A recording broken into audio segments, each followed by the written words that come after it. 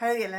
Ons kyk vandag 'n bietjie na Filippense 2 vers 14, wat sê doen alles sonder kla of teepraat.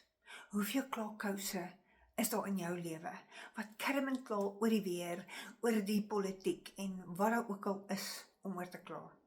Ek wil vir jou 'n uitdaging daar sit. Hoekom begin ons nie vandag?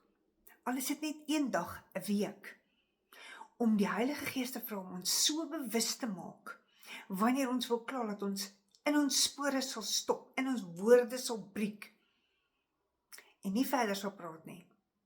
En dan daai klag sal oorsit in 'n dankie sê, in 'n loflied. Dink 'n bietjie hieroor. Aan wie bring ons eer wanneer ons so kla? Kla oor al hierdie goeters in ons lewe. Definitief nie die Vader nie. Dis ook 'n teken van om hom nie te vertrou nie. Het jy al daaraan gedink? Die oomblik wat ons so kla oor ons finansies, of oor die of oor daai, sê ons, hy kan nie vir ons sorg nie. En dit is die laaste ding wat ons wil doen. So dink 'n bietjie oor.